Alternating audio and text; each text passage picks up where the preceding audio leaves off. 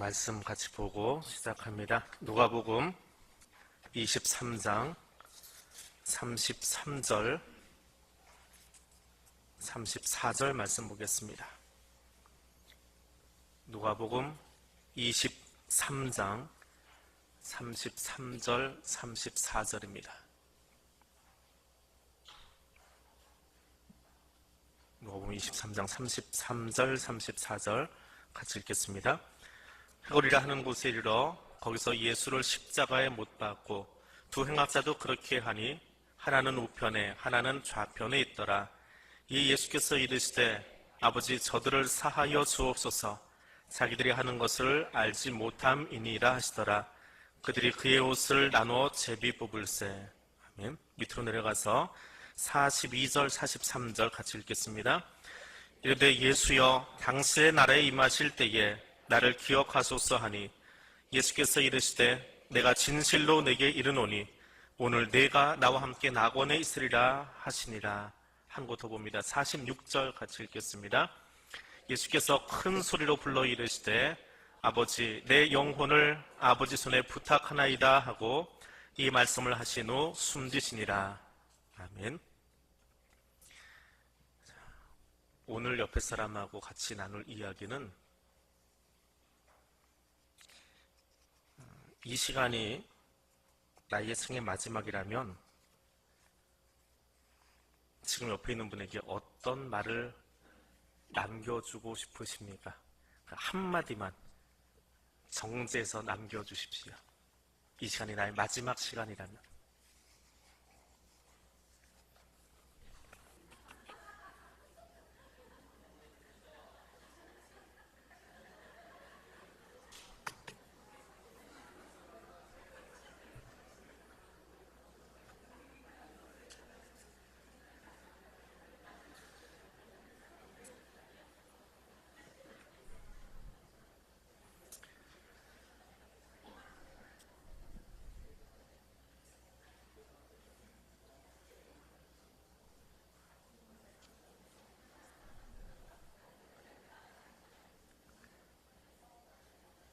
평소에 마지막 멘트를 생각하고 살아보셨습니까? 몸에 좀 질병이 있고 아픈 분들 혹은 연세가 드신 분들은 그 마지막 멘트를 좀 생각을 하고 삽니다. 저희 아버지도 마지막 1년 남겨놓고는 마지막 멘트를 그렇게 날리시더라고요. 근데 그 멘트가 꼭 똑같았습니다. 지금 이 자리에 사귀는 그런데 아버지가 계속 똑같은 멘트를 저한테 주셨어요. 성환아, 그러고 하시는 멘트가 딱 한 문장이 있었습니다. 좀 그대로 살아야 되는데 하는 생각이 듭니다. 마지막 멘트, 예수님의 마지막 멘트는 뭐였을까요? 우리가 그것을 흔히 가상칠언이라고 합니다. 이 가상칠언은 재미있게 복음서의 한 곳에 몰아서 써있지 않다는 거예요. 각 복음서마다 다 다르게 써놨습니다. 그리고 다른 사람이 쓴 것은 내가 전혀 인용하지 않고 자기 것만 쓴 사람도 있어요. 근데 그것을 우리는 시간순으로 다시 다 모아가지고 이야기를 합니다. 시간순으로 모아서 이게 시간에 맞을 거다 해가지고 이야기를 합니다. 아버지 저들을 사하여 주옵소서 자기들이 하는 것을 알지 못합니다. 진실로 진실로 내게 이르노니 오늘 내가 나와 함께 낙원에 있으리라. 여자여 보소서 당신의 아들입니다. 보라 내 어머니라. 엘리 엘리 라마 사박다니 내가 목마르다 다 이루었다. 아버지 내 영혼을 아버지 손에 부탁합니다. 뭔가 장엄하고 우리 성금요일날 앞에다 자막 틀어놓고 분위기 맞추려고 막 음악 깔아놓고 그래서 분위기 확 가라앉혀가지고 그렇게 표현해서 그런 분위기지요. 가상치라니까 죽음을 맞닥뜨리는 어떤 그 비장함. 그래서 나사렛 예수라든지 아니면 갑자기 영화 제목을 잊어버렸는데 그 영화들 보면은요 굉장히 우물하고 이렇게 막 가라앉아 있고 힘겨운 마지막 힘을 끌어올리는 그래서 보기 힘들어하시는 분들이 참 많아요. 근데 오늘 그걸 보려고 합니다. 예, 영화 볼 건 아니에요. 영화 안 보여드립니다. 걱정하지 마세요. 예. 근데 그 말의 의미가 뭐냐라고 하는 거예요. 왜 이 복음서 기자들이 각각 자기가 원하는 그 예수님의 여러 말 중에 이것만 써놨느냐라고 하는 거죠. 그리고 예수님이 십자가에 못 박히셔서 돌아가셨다라고 하는 시간이 6시간인데 6시간 동안 과연 그 이야기만 했을까라고 하는 겁니다. 그 이야기만 했을까요? 어쩌면 한마디도 안 했을 수도 있고요. 너무 힘이 기어서 헉 하는 소리를 어떤 말로 들었을 수도 있어요. 아니면 정말 그 6시간 동안 하고 싶은 이야기가 많으셔서 여러분이 지금 한 것처럼 한마디를 한 것이 아니라 여러 마디를 거기 온 사람들에게 일일이 해 주었을 수도 있습니다. 근데 성경은 요한이 기록한 것처럼 예수 행하신 일이 이외에도 많으니 낱낱이 기록한다고 한다면 세상이라도 이 책을 기록된 책을 두기에 감당하지 못할 거다. 그렇게 이야기합니다. 그럼 그렇게 많은 예수 이야기를 마태든 마가든 누가든 요약해서 정제해서 나의 신앙 공동체, 내가 지금 끌어가고 있는 마태의 공동체, 마가의 공동체, 누가의 공동체에게 꼭 필요한 멘트, 예수님이 했을 그 수많은 어록 가운데에 꼭 필요한 것을 남겼다라고 하는 것이지요. 자, 그럼 제일 처음 쓰여진 책입니다. 마가는 무엇을 남겼습니까? 마가복음 15장 34절입니다. 제9시에 예수께서 크게 소리 지르시되 엘리 엘리 라마 사박다니 하시니 이를 번역하면 나의 하나님 어찌하여 나를 버리시나이까 하는 뜻이라. 힘들어 보이지요? 엘리 엘리 라마 사박다니. 그 중등부 고등부 때 요즘은 잘 안 해요. 문학의 밤이라고 하는 것을 했습니다. 제가 다니던 교회에서는 중등부 문학의 밤의 이름이 FCA라고 하는 약자를 썼는데 프리 크리스찬 어소시에이션 해서 그 FCA의 밤 제가 10회 진행자였고 그거 가지고 기술을 따졌어요. 누가 몇 회째를 맡아서 해봤느냐라고 하는. 근데 그 중간에 한번 제가 중등부 3학년 때죠. 그때 고등부에서 한 게 예수 십자가 지고 가는 장면을 한 거예요. 교회 처음 나온 정말 새내기 같은 청년 하나에게 예수를 맡겨놨습니다. 이유는 대사가 하나도 없어요. 그냥 교회 제일 꼭대기에 있던 어떤 나무를 내려다가 정말 길었어요. 정말 무거웠어요. 그걸 짊어지고 이 앞에까지 걸어 나오는데 이 본당 키가 조금 있습니다. 그리고는 옆에 있는 형들을 시켜서 조금 아플 정도로 때려라 하는 게 조연들의 역할이에요. 노마 군병의 역할로 때렸습니다. 그리고 올라오는 거예요. 그리고 마지막 멘트 하나만 하면 돼요. 왜 그 멘트를 이 대본을 쓰는 형이 써놨는지 모르지만 바로 이 대목이에요. 엘리 엘리 라마 사박다니. 얼마나 연습을 다시 했는지 몰라요. 성경을 뭘 알아야지. 이게 분위기가 뭔지 알아야지요. 장엄하고 죽어가면서 마지막에 고통스럽게 그걸 외쳐야 되는데 국어책 읽듯이 하다가 몇 번을 NG 하고는 했습니다. 그리고 문학의 밤이 끝난 다음에 그 형이 완전히 꼬꾸라져 버렸어요. 교회 나온 지 얼마 되지도 않은 형이 그 예수 역할 딱 해보고 엘리 엘리 라마 사박다니를 정말 힘있게 했어요. 장엄하게. 그리고 예수를 만났어요.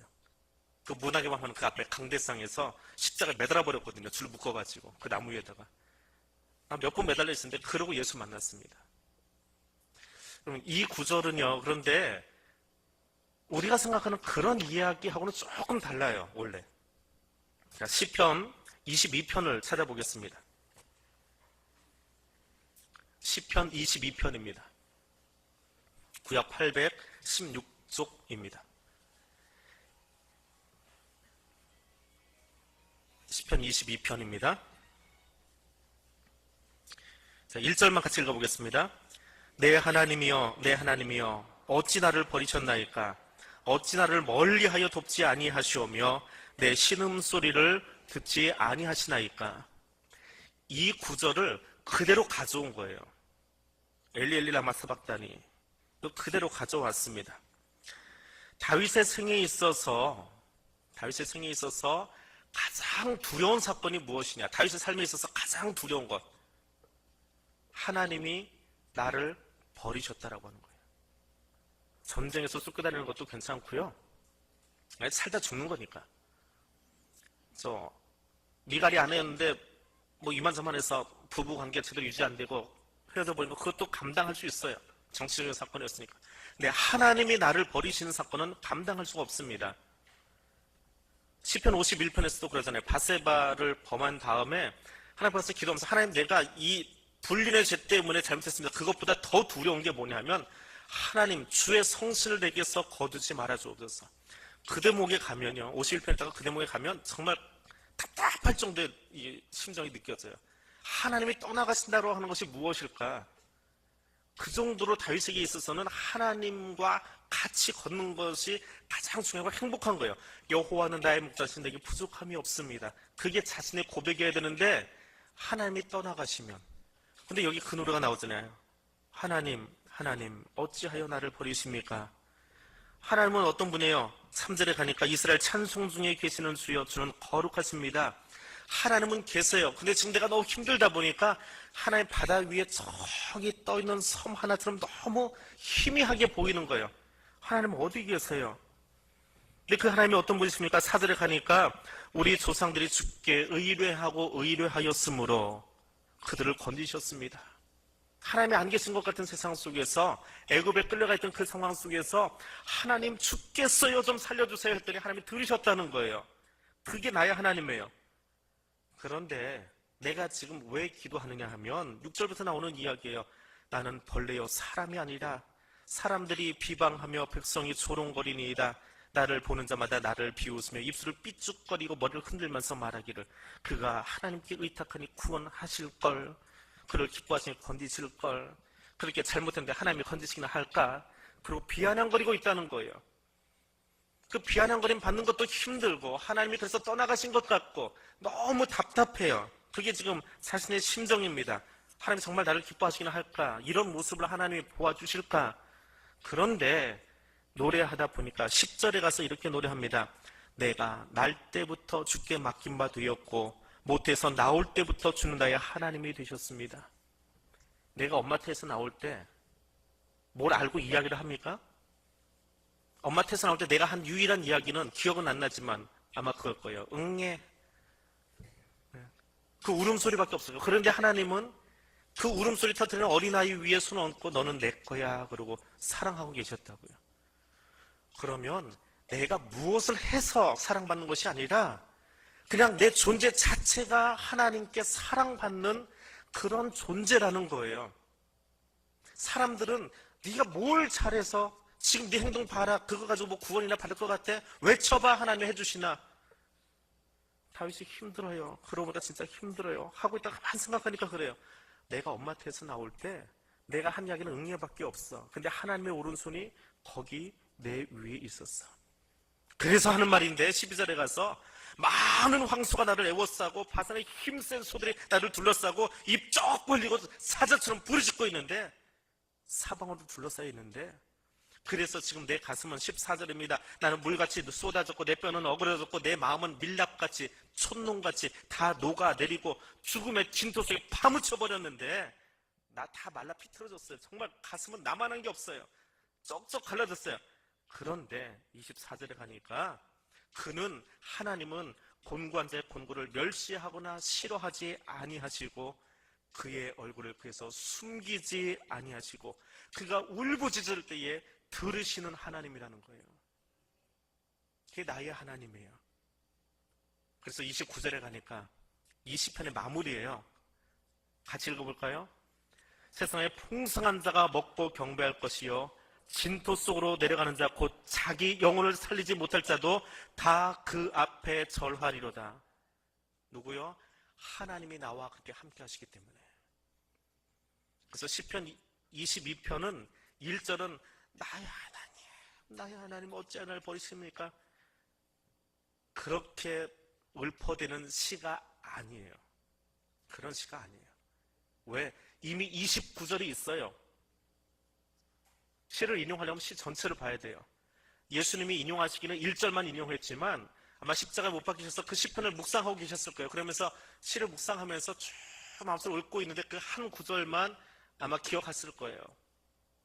근데 그 시의 마지막은 뭐냐 하면 하나님 경배해라. 절망이 아니야. 사람들이 다 나를 놀리고 입을 쩍쩍 벌리고 사자처럼 삼키려고 찢으려고 달려들고 있지만 하나님이 날 사랑하셔. 그래서 나는 하나님께 경배할 거야. 하나님을 찬양할 거야. 고통 중에 있지만 결국은 하나님이 나를 사랑해 주시고 보호해 주심을 믿고 있는 의로운 고통받는 사람의 기도가 22편이에요. 그래서 이 시를 인용한 거예요. 더 재미있는 것은 우리가 말씀드린 걸 하면서 제가 중조하는 이야기지만 하나님이 유대인들을 통해서 이 복음서를 기록하고 성경을 주셨거든요. 그럼 유대인들은 이 시를 어떻게 사용하느냐라고 하는 거예요. 우리는 유대의 관점을 모르니까 문학의 밤 할 때 야, 더 고통스럽게, 더 처절하게, 더 진하게, 천천히 할리 하면서 해보라고 하는데 유대인들은 언제 20편을 쓰느냐? 너무 힘들 때 엘리 라마 사박다니 하나님 나 버리신 것 같아요. 그런데 소망이 있어요.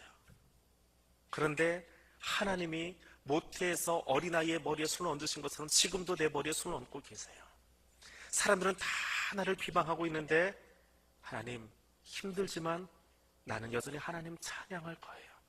그 마음으로 힘들 때마다 유대인들이 읊어대는 시가 22편 1절이랍니다. 힘들어서 외치는 것이 아니라 이 힘든 것을 이겨내게 하실 하나님을 바라보면서 29절을 바라보면서 1절을 읊고 있는 거예요. 그러면 예수님이 십자가 위에서 1절을 읊으실 때는 뭐예요? 아이고 죽겠다. 공생애 3년 이렇게 마무리하는구나. 그것이 아니고 하나님이 결국은 이 십자가 사건 뒤에 나를 영화롭게 하시고 저 백성들에게 하나의 복을 주실 거야 라고 하는 그 희망을 담아서 이것을 하나님께 올려드리고 있는 거예요. 그럼 그것이 제가 아까 예로 드린 것처럼 문학의 밤 하는데 신을 빼가면서 목소리를 그냥 가라닥게 만들어가지고 해야 되는 그런 시편인가요? 아니에요. 사실은 그런 시가 아니라는 거예요. 그러니까 시의 배경을 알고 나면 가상설에 나오는 이 이야기는 예수님이 승리하셨다라고 하는 것을 마가를 통해서 그 백성들에게 전해주려고 쓰여진 그런 말씀이더라라고 하는 겁니다. 자, 마가복음은 고난의 복음이라고 부릅니다. 고난의 복음이에요. 왜? 마가복음이 기록된 것이 70년경이라고 이해를 하는데 주후 64년에 네로가 로마에서 정치적으로 기독교를 박해하기 시작합니다. 아직 기독교라고 하는 교회라고 하는 것이 제대로 모양을 갖추지 않았을 텐데 박해를 하기 시작해요. 기독교회는 보는 족족마다 예수쟁이를 보는 족족마다 원형경기장으로 끌고 가서 사자밥으로 다 던져버립니다. 그리고 보이면 다 십자가 너희가 믿는 예수처럼 너희도 똑같이 죽어라 그래가지고 십자가를 다 못 박아버립니다. 그렇게 자주 사용하지 않던 십자가형이 64년경부터 네로 그 다음 황제까지 아주 많이 시행이 됐대요. 여러 사람이 십자가에 못 박혔습니다. 66년부터 64년에 그 일이 터지고요. 66년에 유대 독립전쟁이 일어나는데 로마가 정예 군대를 예루살렘에 보내가지고 포위를 해서 말려 죽여버립니다. 그리고 너무 화가 나가지고 어떻게 우리에게 이렇게 반항하는 민족이 있냐? 우리가 본 적이 없다. 야, 얘네는 싹 쓸어버려라 그래가지고 예수님이 예언한 것처럼 예루살렘 성전이 돌 위에 돌 하나 남쪽에 다 틀어버립니다. 이렇게 돌짝이 얹어 있으면 기분 나쁜 거예요. 얘는 너무 우리한테 반항했으니까 발로 차서라도 돌을 다 깔아버린 거예요, 바닥에다가. 그 정도로 유대를 잔멸해버립니다. 기독교인들은 이미 박해를 시작하고 있었고요. 얼마나 힘들어요, 예수 믿는 것 자체가. 그것이 마가 공동체예요. 사는 게 아니에요. 죽는 게 더 나은 것 같은 욥이 고백한 것처럼 그런 사람들에게 이 복음서가 주어진 거예요. 고난당하는 그리스도인들 날마다 잡혀가서 어제 옆집 누구가 사자밥이 됐고 오늘은 누가 끌려가서 십자가형에 죽었고 오늘은 또 박해를 받아서 도망가야 되고 지하로 들어가야 되고 들어가는데 못 빠져나서 거기 어디선가 죽어버렸고 터키에 갑바도기아 가실 분들 아시죠? 가이드가 이 길만 가라고 그랬더니 잘못 들어가면 못 빠져나온다고 숨었는데 못 빠져나오는 거예요. 그런 일들이 매일 비슷한 거예요.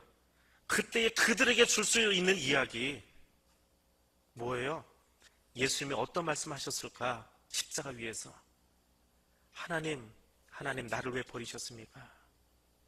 사람들이 다 나를 비방하고 있는데 그럼에도 불구하고 결국 예수님이 이 이야기를 하신 것은 결국은 하나님이 내 머리에 손을 얹으시고 복 주실 것이고 나로 하여금 찬송하게 하실 거야. 그러니까 이 고난의 시간을 사는 성도들아 쓰러지지 말고 우리 승리의 노래를 함께 부르자라고 격려하기 위해서 이 말씀을 주신 거예요. 격려 차원에서 주신 거예요. 자, 이 마가가 쓴 것을 마태가 그대로 인용합니다. 마태복음 27장 46절 말씀 같이 보겠습니다. 마태복음 27장 46절입니다. 50페이지에 있습니다. 마태복음 27장 46절. 같이 읽겠습니다. 제9시쯤에 예수께서 크게 소리 질러 이르시되 엘리 엘리 라마 사박다니 하시니 이는 곧 나의 하나님 어찌하여 나를 버리셨나이까 하는 뜻이라. 우리말 성경으로 보면 마가복음과 마태복음의 글자가 똑같아요. 개역 개정판 성경 똑같이 맞춰놨습니다. 또 원어 성경은 어떨까? 원어 성경을 찾아봤습니다. 원어 성경을 봤더니 마가복음은 엘로이 엘로이 레마 사박다니 그렇게 됐습니다. 그런데 마태복음은 엘리 엘리 레마 사박다니 그렇게 되어 있습니다. 하나는 엘로이라고 되어 있고 하나는 엘리라고 되어 있습니다. 이게 대체 뭔 차이냐? 자, 마태는 누구한테 썼다고 그랬지요? 유대계 그리스도인들, 유대인이면서 그리스도인들. 마가는 이방인들. 자, 그래서 마태는 예수님이 하신 이야기를 어떤 말로 들으면 더 잘 들릴까요? 유대말. 네, 유대말. 그게 뭐예요? 히브리어잖아요. 히브리어. 그게 엘리예요. 그럼 마가는 히브리어는 잘 모르잖아요. 그럼 뭘 알아요? 헬라어를 잘 알잖아요. 그래서 그 히브리어를 헬라어로 음역시켜버린 거예요. 그게 엘로이예요. 그 차이뿐이에요. 단지 똑같은 본문을 가져오면서 마태의 사람들이 들을 수 있도록 히브리어로 써주고 뒤에 나오는 단어 레마라고 하는 것과 사바크타노이 하는 이 말은 원래 아람어예요. 그것까지 바꾸기는 말이 너무 틀어지니까 그것은 아람어 그대로 내버려 두고 예수님 보통 아람어를 쓰셨다라고 우리가 이해를 하고 있습니다. 근데 앞에 부분만큼은 하나님을 부르는 언어만큼은 그들이 평상시에 쓰던 그 언어 히브리어로 해주자. 엘 하는 것이 하나님이거든요. 이스라엘 한다든지 요엘 한다든지 엘은 하나님이거든요. 그래서 엘리 엘 하나님 하고 부르는 거예요. 하나님이여 하고 이여 하는 게 이라고 부르시면 돼요. 그래서 엘이라고 하는 단어에다가 부르는 조사를 붙여놓은 게 엘리예요. 그리고 그 마가복음은 그냥 아람어를 그대로 쓴 거예요. 그거 외에는 다른 특별한 거 없어요. 마태복음은. 근데 별것 아닌 것 같지만 단어 하나를 엘로이라고 하는 단어를 엘리라고 바꾸면서 우리말처럼 다 똑같아요. 우리말로는 다 나의 하나님이니까 번역하면. 근데 마태복음을 직접 읽은 유대계 그리스도인에게는 그 단어 하나 바꿔준 것 때문에 히브리어로 바꿔준 것 때문에 예수가 하나님, 우리가 아는 하나님, 엘의 하나님, 그분을 향하여 지금 부르고 있구나. 그 하나님이 우리를 위해서 이 이야기를 써놓으신 거구나라고 하는 것을 그 단어 하나로 알아듣는 거예요. 우리는 긴 장황 설명이 필요하지만 그런 노력을 한 거예요. 그러니까 단순하게 남의 책 베끼고 막아서 너 뭐 썼니? 해서 써서 베끼고 이런 책이 아니고 글자 하나하나를 가지고 문장 하나하나를 저 사람은 어떻게 썼는지 저 사람은 어떻게 썼는지 저 사람은 어떻게 기억하는지를 보면서 다시 나의 공동체가 보다 더 잘 이해하도록 기도하고 작업하고 글자를 바꾸어 간 것이 그것이 복음서 기자들이라는 거예요. 얼마나 많은 수고를 했어요.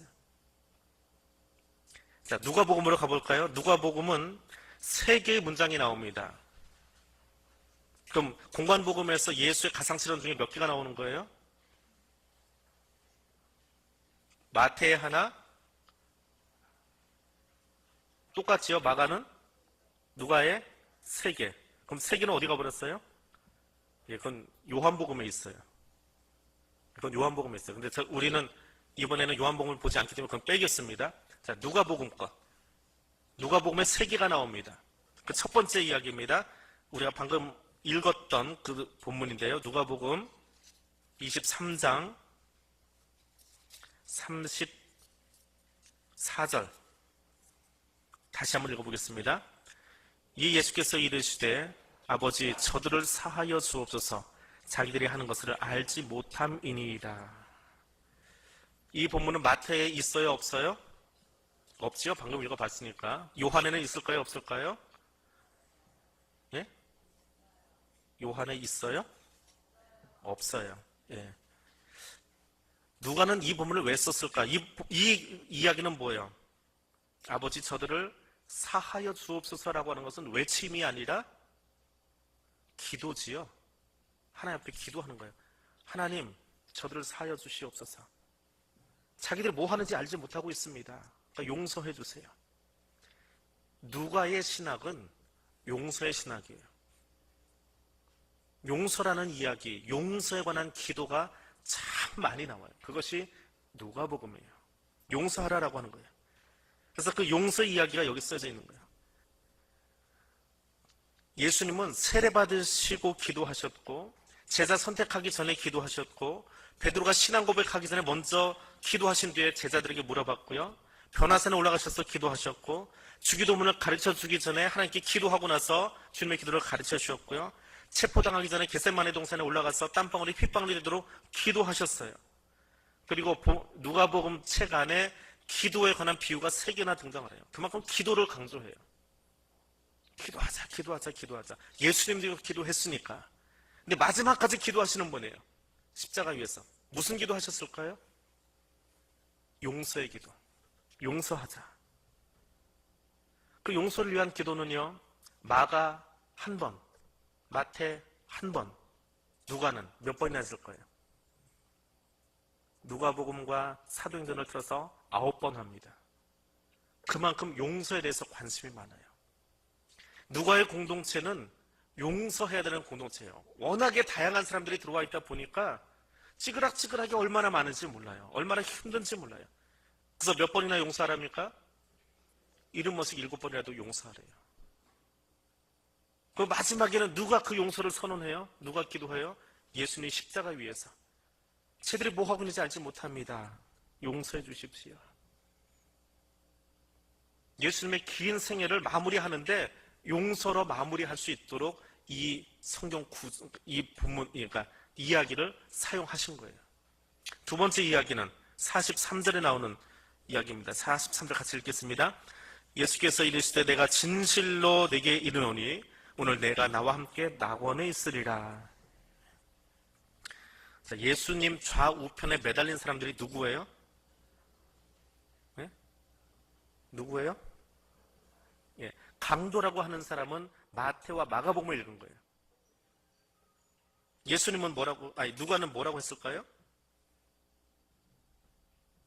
누가는 행악자로 기록을 합니다. 헬라어 단어 자체도 달라요. 아예 다른 단어를 사용합니다. 자, 그런데 그게 중요한 건 아니고요. 그 단어를 조금 다르게 사용했어요. 그런데 마태와 마가는 그냥 강도와 함께 달렸다고 끝나버립니다. 근데 누가는 그들과의 대화를 여기다 다 적어놨어요. 그들과의 대화가 있습니다. 행악자 1, 대본을 쓰듯이 행악자 1이 비방하면서 이야기합니다.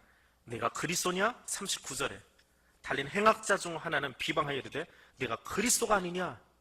너와 우리를 구원해봐라. 그랬더니 40절부터 41절까지 또 다른 행악자가 얘기합니다. 그 사람은 꾸짖습니다. 이 사람은. 그럼 꾸짖으면서 내가 동일한 창조를 받고도 하나님 두려워하지 않느냐? 우리는 우리가 행한 일에 상당한 보응을 받는 것이 당연하지만 이 사람이 행한 것은 옳지 않은 것이 없다. 그리고 고개를 돌려서 예수에게 42절에서 이야기합니다. 당신의 나라에 임하실 때에 나를 기억해 주십시오. 그때 예수님이 그 이야기를 들으시고 이야기하십니다. 내가 진실로 내게 이르노니 오늘 내가 나와 함께 낙원에 있으리라. 마태와 마가는 두 강도가 예수를 조롱했다라고 하는 이야기만 적어놓고 끝납니다. 근데 누가는 그들의 대화를 다 적어 내려가요. 그리고 그 중에 한 사람, 마태와 마가는 기억을 못했는지 아니면 다른 이야기인지 모르겠지만 아무튼 누가복음에 보니까 그 사람은 회개하고 구원을 간청하고 있어요. 그리고 그 이야기는 누가복음에서 어떤 역할을 하느냐 하면 행악자 2가 하는 이야기를 통해서 예수는 무죄하신 분이다. 우리는 동일한 죄를 지은 사람들이지만 저분은 무죄하신 분이야. 네가 그렇게 얘기하면 안 되지 하고 십자가 위에서 결론 지어버립니다. 빌라도가 저 사람은 죄가 없는데, 헤롯도 이 사람을 십자가로 보낼 수는 없는데, 그렇게 정치인들도 이야기를 했지요. 근데 우야부야 세력에 밀려가지고 정치적인 입지 때문에 결국 십자가에 못 박긴 했지만, 그들이 했던 이야기를 이 강도의 입을 통해서 다시 한번 확인시키는 작업을 하고 있는 거예요. 그리고 무엇보다 더 중요한 것은 그런 정치적인 이야기보다 구원에 관한 이야기예요. 구원에 관한 이야기. 회개하는 자에게 하나님이 함께 하신다라고 하는 거예요. 누가는 십자가 위에서까지, 예수님이 마지막에 십자가에 죽으시기까지 자기 백성들 하나도 잃어버리지 않냐고 구원하기를 원하고 계셨다라고 하는 것을 여기 적고 있습니다. 구원이 언제 임합니까? 구원은 언제 임해요? 어떻게 하면 구원받을 수 있어요? 언제 구원받습니까? 우리는 구원을 어떻게 받느냐, 언제 받느냐 하면 머릿속에 무슨 생각이 지나가냐면 예수 잘 믿으면, 예수 잘 믿으면, 내가 뭘 잘하면 자꾸 공로주의로 빠져요. 근데 오늘 본문을 보세요. 43절에 내가 진실로 내게 이르노니 오늘 내가 나와 함께 낙원에 있으리라. 언제요? 현재예요. 현재. 구원은 현재예요. 미래의 사건이 아니라 지금 내게 구원이 주어진 거예요. 무엇을 하려고 하지 마세요. 무엇을 해서 구원받는 게 아니에요. 예수를 내 입술로 고백하는 그 순간에 이미 구원이 임했어요. 보라, 오늘 다윗의 동네에 구주가 나셨느니라. 이 글이 오늘 너희 귀에 임하였느니라. 오늘 이 집에 구원이 이르렀느니라. 보라, 하나님의 나라가 여기 있느니라. 누가는 현재를 이야기해요. 미래가 아니고, 나중이 아니고, 다음이 아니고, 지금 귀신에 쫓겨난 그곳에, 지금 우리가 두세 사람이 모여서 함께 기도하는 그곳에 주님이 임하실 거고, 그러니까 하나님 나라고 거기에 구원이 임해요. 지금 여기에요. 예수 잘 믿어서 나중이 아니고, 십자가에 죽어야가 아니고 지금이라는 거예요. 구원의 현재성을 강조하는 거예요.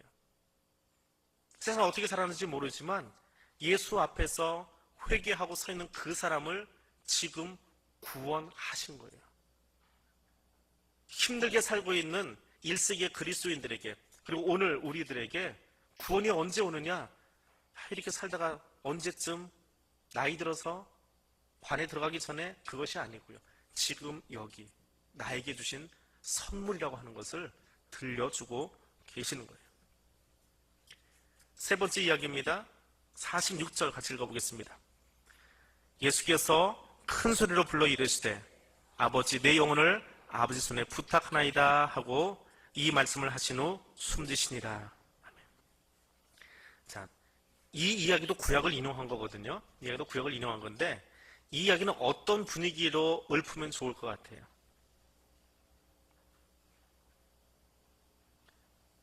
숨이 다 넘어서 마지막에 하는 이야기거든요.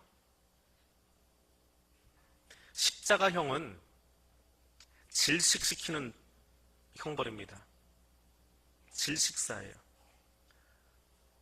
손목은 못으로 박아놓지만 발은 그냥 놔둡니다. 발에도 물론 못을 박아놓긴 하는데 발을 꺾으려고 그랬지요. 발을 왜 꺾습니까? 발로 밀어가지고 버티거든요. 안 죽으려고.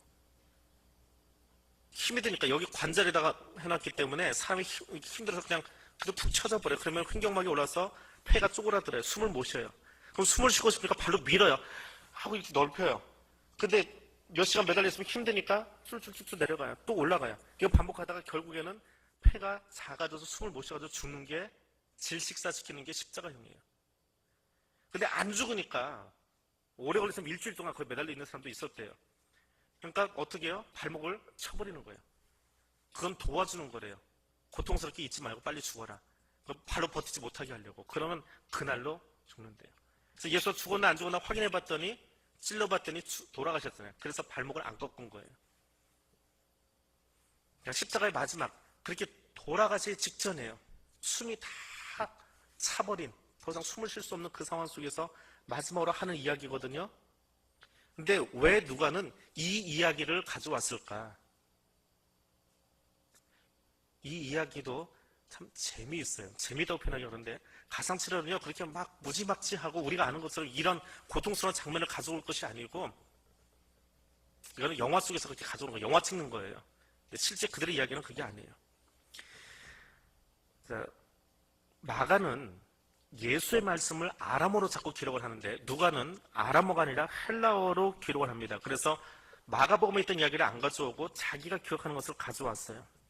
그런 맥락에서 마지막에 40절 예수께서 큰 소리로 어떻게 했어요? 불러 이르시되 그럽니다. 마태나 마가는 예수께서 큰 소리로 외치시고 와 그러고 외치신 거예요. 근데 누가는 그렇게 안 쓰고요. 예수님이 큰 소리로 불렀대요. 외치는 거하고 부르는 건 느낌이 다르지요? 네. 부르셨대요. 그럼 불러서 어떤 이야기를 하셨느냐? 뭐라고 하셨어요? 아버지 내 영혼을 아버지 손에 부탁합니다. 시편 31편 5절 가보겠습니다. 시편 31편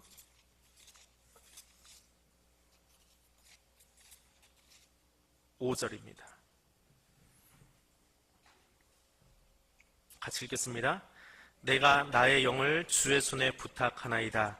진리의 하나님 여호와여 나를 속량하셨나이다. 빼야데카 아프키들로히라고 하는 히브리어입니다. 빼야데카 아프키들로히 주의 손에 주권자의 손에 나의 왕의 손에 전능자의 손에 내 생명을 위임합니다. 맡깁니다. 이 시편 31편 5절은 전쟁이 끝난 다음에 전쟁을 다 마친 병사가 이제 살아서 돌아왔어요. 그 내 고향, 나의 고향에 돌아왔어요. 성문 안으로 들어가면 돼. 전쟁이 끝났구나. 죽지 않고 들어가서 이제 내 가족이 돌아갈 수 있겠구나. 그리고는 그 성취에 기대는 거예요. 다 끝났다. 하고는 외치는 말이에요. 빼야데카 아프키들루히 왕이시여 나를 왕의 성이거든요. 거기는 왕의 성 안에 들어가면서 왕이시여 당신에게 이제 내 생명을 맡깁니다. 편안하게 전쟁 끝났으니까 편안하게 나를 지켜주세요.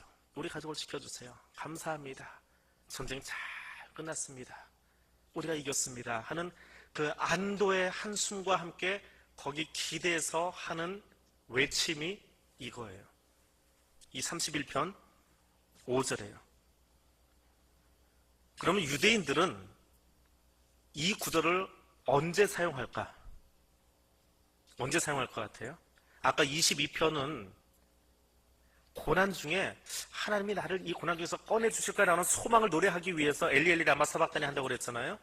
그러면 20편은 빼야데카 아프키들루히 이 말은 언제 할까요? 하루에 한 번 합니다. 언제 할까요? 잠들기 전에. 잠들기 전에 하는 말이에요. 하루를 열심히 살았어요. 여러분도 오늘 하루 열심히 사셨지요? 아침부터 바쁘게. 수고하셨어요. 열심히 사시려고. 땀 흘리고 열심히 뛰어다니시고 일하고. 그리고 그렇게 다 하고 나서 집에 가서 이제 저도 5일 끝나고 나니까 오늘 푹 잘 것 같아요. 옷 다 벗고 샤워하고 그리고 이불에 다 누워가지고 하나님 나를 당신께 맡깁니다. 편히 자게 해주세요. 하는 그 기도예요. 잠자리에 들기 전에 하는 기도. 유대인들이 잠자리에 들기 전에 하는 기도. 하나님 내 생명을 당신께 맡깁니다. 내일 아침에 일어날지 안 일어날지 몰라요. 그렇잖아요? 내일 아침에 일어난다고 누가 장담해요? 너 보장해 주었어요? 못 일어나지만, 못 일어날 수도 있지만 그래서 내 생명을 누구한테 맡기는 거예요? 전능자의 손 안에 맡깁니다. 내일 아침에 다시 일어나면 또 하나님이 그 터로 나가라고 하시니까 그래서 열심히 살면 되는 거예요. 근데 이 밤 잠잘 때에 내 영혼을 당신 손에 맡기겠습니다. 빼야데카 아프키들루히 누가의 의도는 무엇일까요? 엘리 라마 사박단이도 알고 보니까 고통스러운 단어는 아니에요. 승리를 노래하는 단어임에 분명해요. 그런데 누가는 더 고통 중에 있는 자기 백성들에게 뭔가 생각을 해야만 이해할 수 있는 그런 시가 아니고 유대인들이 늘 밤에 잠자기 전에 사용하던 그 시편, 그 시도 비슷해요. 느낌이. 근데 더 편안해요. 막 큰 소리 지면서 엘리라면서 외치는 게 아니고 큰 소리로 하나님을 불렀어요. 왜? 죽기 전에 하나님, 성부 하나님, 이제 공생에 다 마쳤습니다. 하나님의 나라의 땅에 보내셔서 33년 살게 하시고 3년 동안 이 땅 백성들 해서 말씀 전하고 이제 십자가의 마지막 사명을 다 마무리합니다. 감사합니다. 이제 내 영혼 아버지께 맡깁니다. 나를 받아주세요. 나 이제 잠들겠습니다. 참 피곤하네요. 하나님 나를 받아주세요. 하는 그 주님의 잠들기 직전의 외침이라는 거예요. 죽으심의 외침이 아니라. 그럼 잠들었다가 깰 거잖아요. 이 메시지 속에는 부활의 소망도 담겨 있는 거예요. 내일 아침에 깰 거예요. 하나님께 맡겨 놓았기 때문에. 더 재미있는 사실은요, 누가복음에 보니까 서기관들이, 제사장들이 예수를 붙잡으려고, 자기 손으로 붙잡으려고 열심히 쫓아다닙니다. 그런데 마지막에 예수님이 자기 영혼을 누구의 손에 맡겼어요? 니들이 길길이 날고 키고 뛰어봐라. 나는 내 영혼을 하나님의 손에 맡긴다. 또 마태와 마가는, 마태는 유대계 그리스도인에게 쓰다 보니까 그 말을 쓸 수도 없었지만 하나님, 하나님 하고 호칭을 합니다. 근데 누가는 어떻게 호칭해요? 뭐라고 했어요? 아버지. 아버지라고 호칭을 하지요? 유대인들은 감히 부를 수 없었던 호칭. 근데 누가는 편안하게 잠에 들면서 거룩하신 하나님께 내 영혼을 맡깁니다가 아니라 아버지, 내 영혼을 맡깁니다. 내 영혼을 아버지 손에 맡깁니다. 부드럽게 예수의 십자가 사건을 마무리해주고 있는, 마치 모든 일을 마치고 하루 일과를 마무리하는 것처럼. 모양은 조금씩 달라요. 생각은 조금씩 다릅니다. 그런데 공관복음서 기자들이 의도했던 공통점, 그래서 공관복음이에요. 그 공통점은 성도들의 삶의 자리에서 예수를 만나고 이끌어갈 수 있도록. 성도들의 삶의 자리가 참 힘들어요. 로마 제국 안에서 예수 믿는다는 이유로 왕따 당하고 있습니다. 신앙을 지킨다고 힘들고 지쳐요. 너무 힘들어요. 1세기를 살아가는 그 성도들의 삶의 자리가 어지간한 자리가 아니에요. 우리가 생각할 수 없는 상상 이상의 고통의 자리예요. 때로는 박해와 고난 중에서 부활의 소망을 가지고 살아갈 수 있도록 이끌어주는 메시지가 우리가 소위 이야기하는 이 가상 칠언입니다. 하나님은 오늘도 우리를 동일하게 만나기 원하셔서 복음서 기자들을 통해서 이 복음서를 읽게 해 주십니다. 그리고 오늘 우리에게 그 하늘의 평안을 주기를 원하십니다. 오늘 하루 수고했어요 라고 누군가 이야기하셨는데 정말 수고 많으셨습니다. 지난 5일 동안 오늘 점심때 최 집사님이 그러더라고요. 일주일을 보낸지 2주일을 보낸지 모를 정도로 바쁘게 보냈습니다. 꼭 2주간을 보낸 것 같아요. 저 위에 있는 최 집사님이요. 월요일 하루 더 나와버리니까 시간 감각이 흐트러져가지고 저도 어제는 수요일인 줄 알고 착각을 하고 이야기할 정도로 그런 5일을 보냈습니다. 그런데 하나님이 그 바쁘고 힘든 자리 속에서 우리와 함께 하고 계십니다. 그리고 하나님은 오늘 우리에게 주님이 주시는 평안으로 우리의 삶이 가득 채워지기를 원하고 계십니다. 오늘 그 주님이 주시는 평안을 함께 노래하고 찬양하고 우리 마지막 기도의 자리로 함께 나아가겠습니다.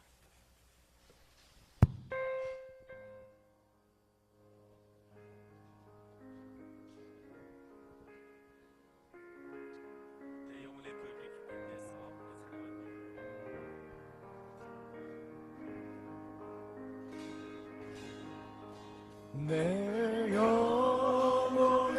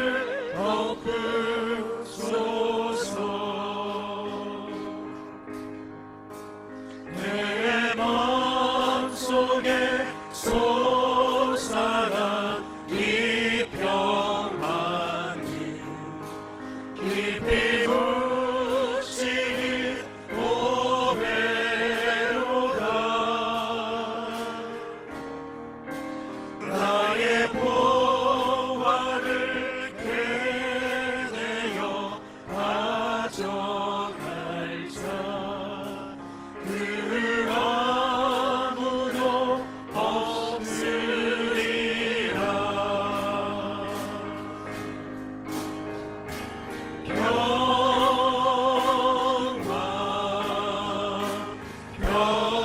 평화로다 하늘 위에서 내려오네.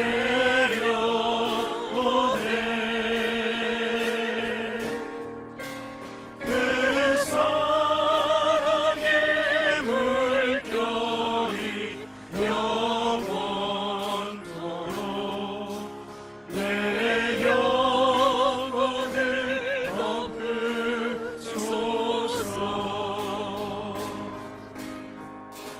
내 영혼에 평화가 넘쳐나는 주의 큰 복을 받으리라.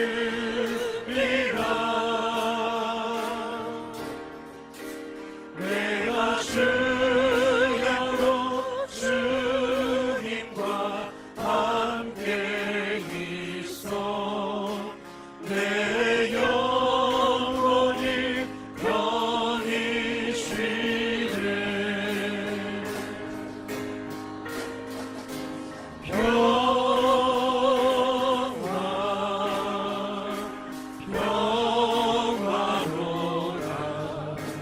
하늘 위에서 내려오네.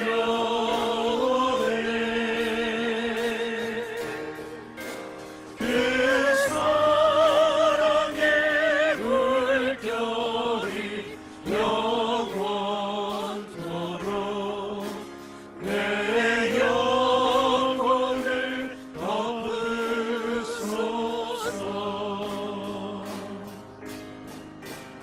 이 가리에 험한 길 가는 동안 참된 평화가 어디 있나. 우리 모두 다 예수를 친구 삼아 참 평화를 누리겠네.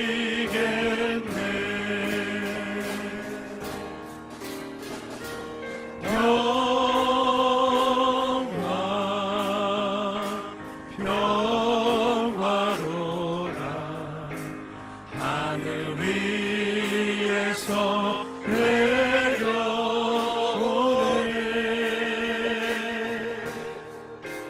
그 사랑의 물결이 영원토록 내 영혼을 덮으소서.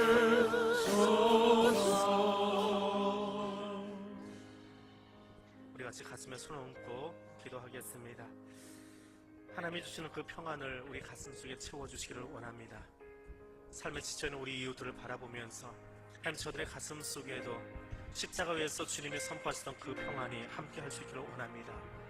질병으로 고난당하고 있는 사람들, 우리 환우들, 우리의 가족들을 바라보면서 주여 저들에게 하나님의 평안을 허락해 주시기를 원합니다. 주여 우리에게 하나님만이 주실 수 있는 하늘의 평안으로 헐벗은 은총으로 우리 삶을 채워주시기를 원합니다. 그 십자가 위에서 주셨던 승리의 소식을, 그 십자가 위에서 주셨던 평안의 소식을 이 시간 우리의 가슴 속에, 우리 이웃들의 가슴 속에 채워주시기를 원합니다. 우리 시간 함께 통성으로 기도하겠습니다. 거룩하신 하나님 감사합니다. 십자가 위에서 외쳤던 그 귀한 말씀을 하나님 그것은 오늘 우리를 향해서 전하여 주시는 하늘의 평안의 소식인 것을 기억합니다. 고통 중에 있는 사람들, 슬픔 중에 있는 사람들, 낙심 가운데 있는 사람들, 주여 그들을 향해서 하나님의 평안의 소식을 전하여 주시고